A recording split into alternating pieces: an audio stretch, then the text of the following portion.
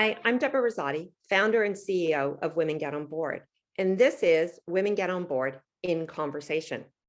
Our goal with these video series is to highlight and encourage women leaders with advice for their board journeys, whether at the beginning of their board journey or evolving in their board journey. Expect powerful insights from experts that will empower you with confidence to lead and serve in a corporate board.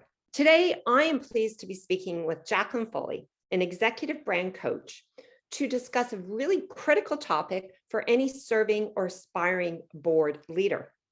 Jacqueline is going to talk about the 3 C's of personal branding yourself for your board role. Good afternoon, Jacqueline. Delighted to have you here. Great to be here. Thanks for having me, Deborah. Thank you. So maybe before we begin, do you want to just tell us a little bit about yourself?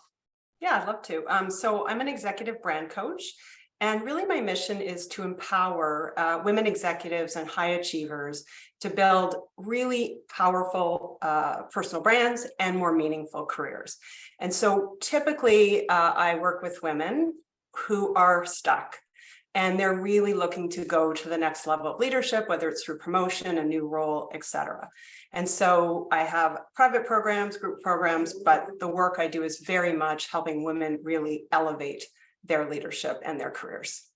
Well, perfect. That's what we want to talk about today with all your expertise. So let's start with the first question. What is personal branding, and what really matters when looking for a board role? How do you bring those two together? Yeah, I think that's a great question. I think there's so many myths around personal branding. And I always start by saying, it's not just an elevator pitch. It's not just your social media profile. It's so much more than that.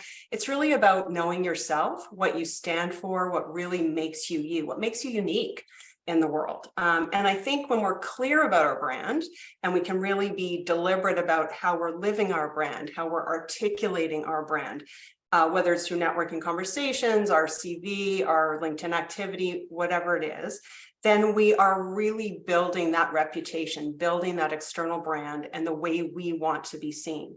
And why is this important if you want to get on a board or for a board role, is that we always want to be aligning our value with what the board is looking for. Right? There's a really famous quote from Michelle Obama, I'm sure you've heard it before, where she says, if you don't get out there and define yourself, you will be quickly and inaccurately defined by others. And I feel that really says it all. And so really, again, being deliberate and being out there are key to landing a board role and key to building our brand. I love that quote. I love Michelle Obama. Yeah, I know. Who doesn't? It sort of just brings it back to when you're talking about corporations and their purpose and their mission and their vision, it's very much the same. But when you're dealing with an individual, it's their personal branding. It's them. It's completely about them and that alignment. So thank you. What are some steps that women can take to start defining and articulating their brand? Yeah, so a big part of the work that I do with senior women is really helping them slow down so they can do the inner work that they need to do and it's often to reconnect with what they care about, what they're really good at, even what kind of environment they need to be successful in. So these are all really important parts of understanding our unique value proposition. So we have to get curious about what differentiates us. And I call this the contemplation stage, right? The first C. So, and we know we don't like talking about ourselves, right? So it's not easy for us to actually articulate our values and our strengths. So there's a few ways we can do this. And one exercise that I use with clients, which I find quite effective, is I actually get them to make a list of all of their top achievements, accomplishments, the things they're most proud of in their career. And they create that list and then they write down, why was this meaningful for me, right? And then they also write down what were the skills and the competencies that I used in order to achieve the results, in order to make this so successful. And what they quickly start to see if they really take time to go through that process is they start to see themes and patterns emerging. So around their values. So maybe they see that they really value stretching themselves in, new ways, or they love being creative and innovative, or helping others perform to their best. So they start to see that. They also start to see core strengths that have made them very successful. So things like solving complex problems, transforming culture, leading company-wide systems, processes or M&As or whatever it is. And so they start to just build this really understanding of, oh yeah, these are the things I love to do. These are the things I'm really good at. These are the things I care about.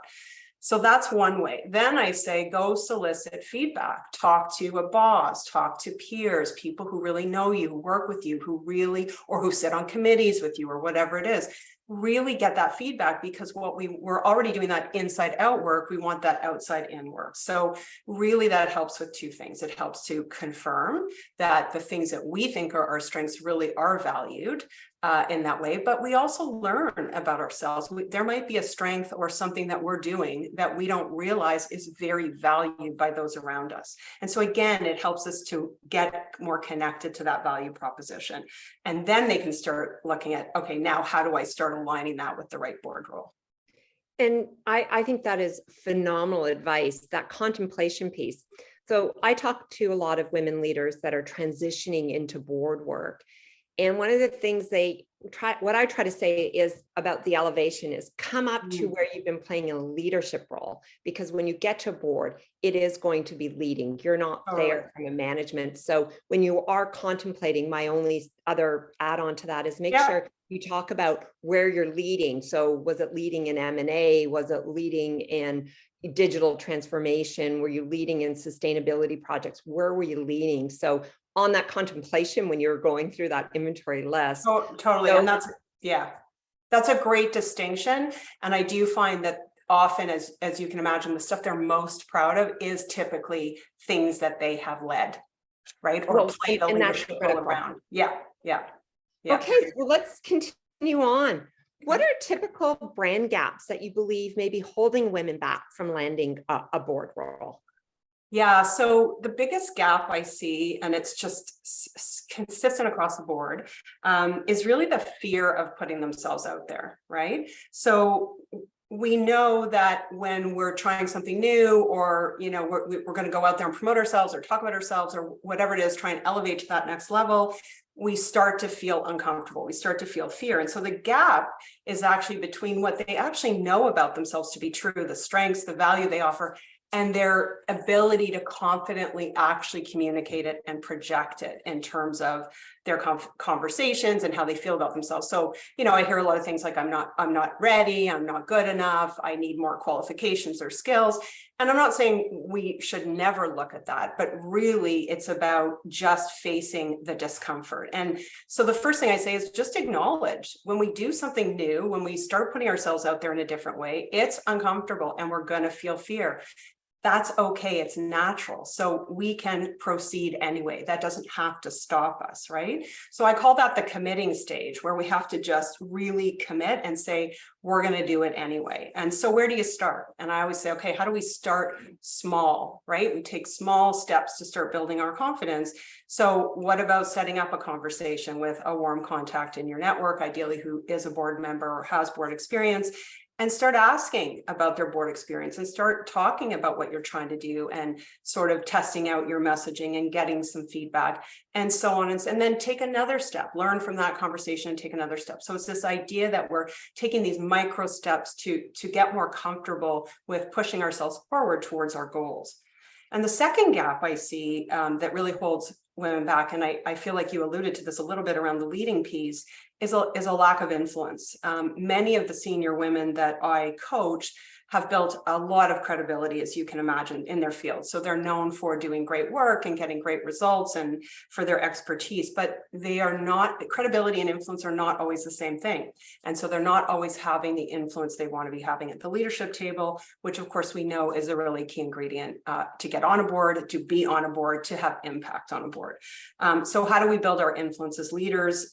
Typically, we women especially have to get out of the weeds, right? So to your point about elevating, they have to stop focusing on the doing, and they have to start looking at where can I be adding more strategic value across the board, right?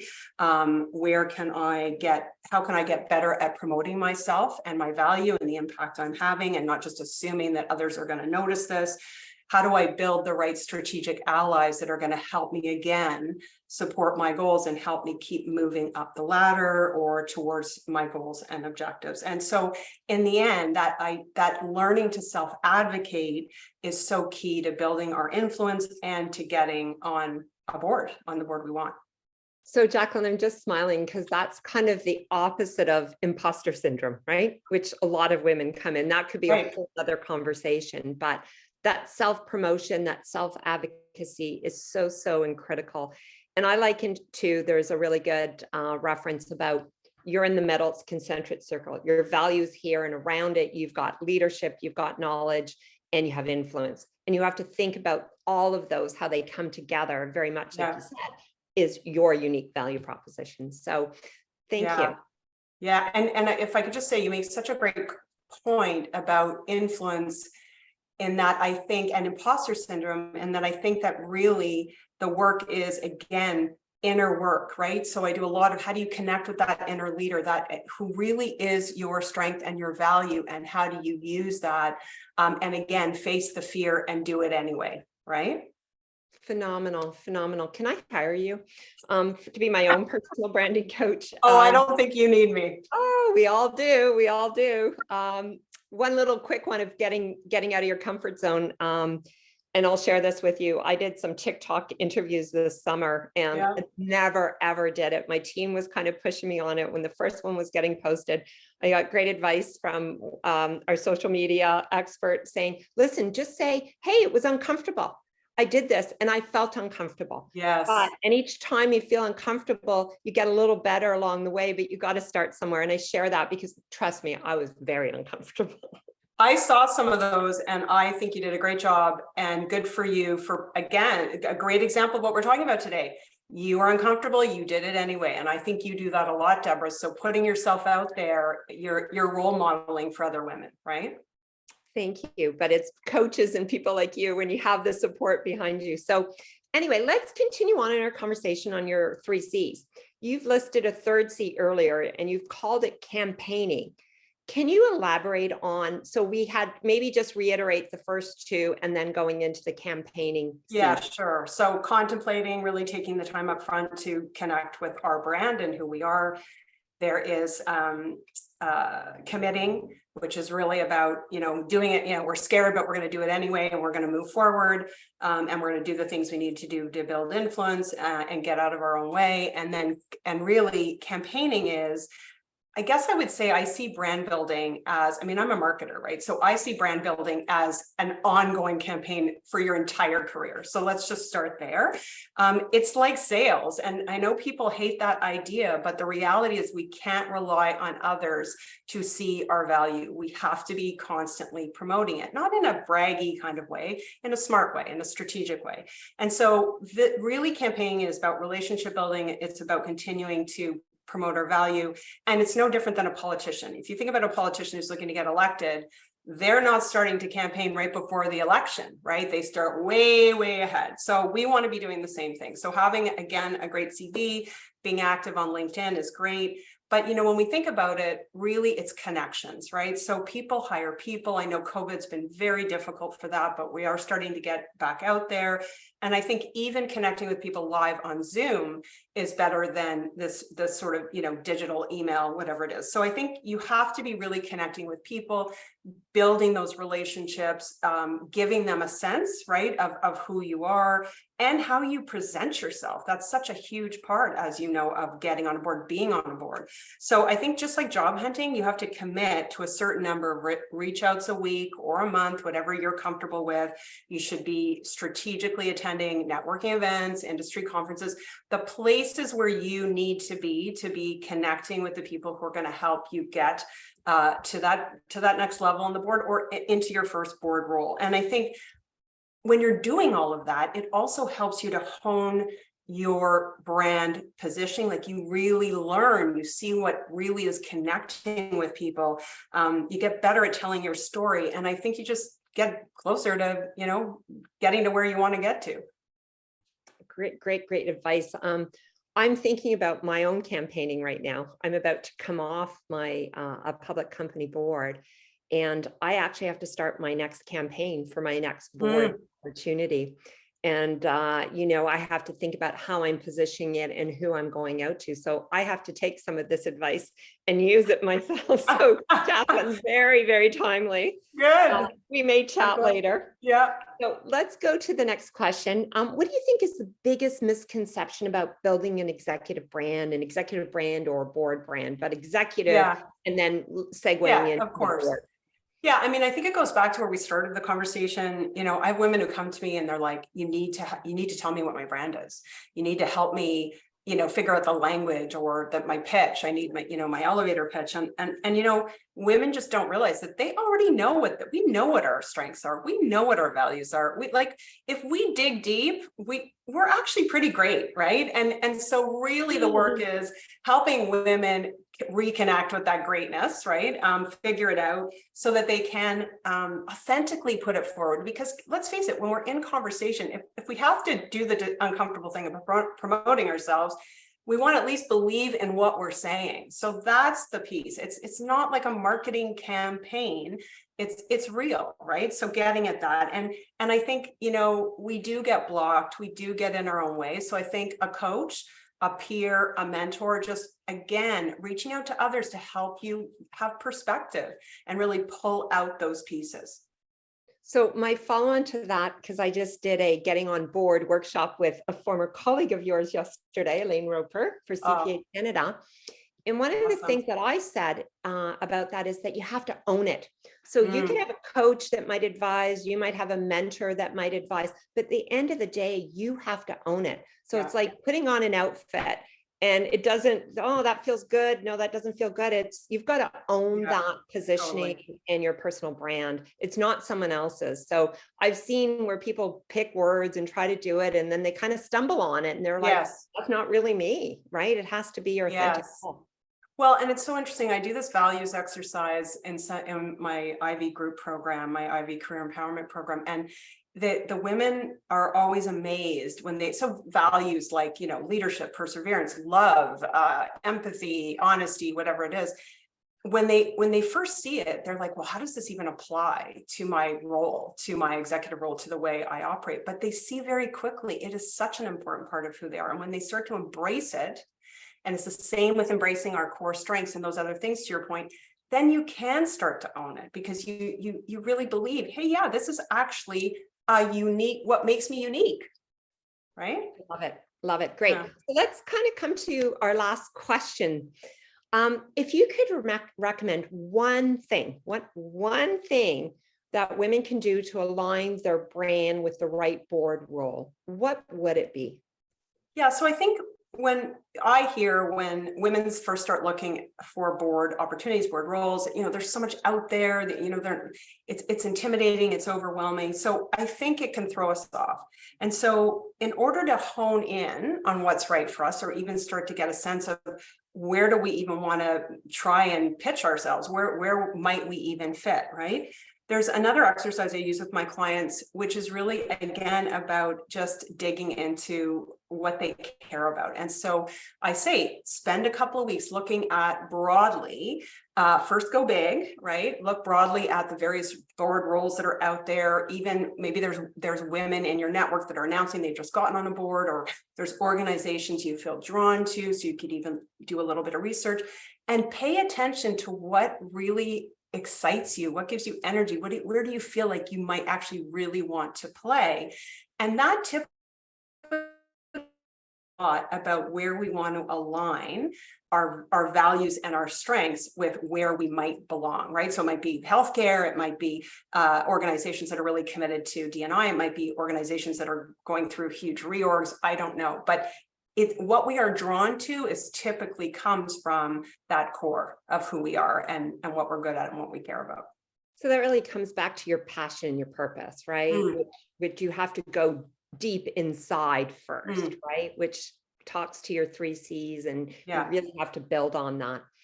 So you've provided us with such great insights. I just want to say that's it for our edition for Women Get on Board in Conversation.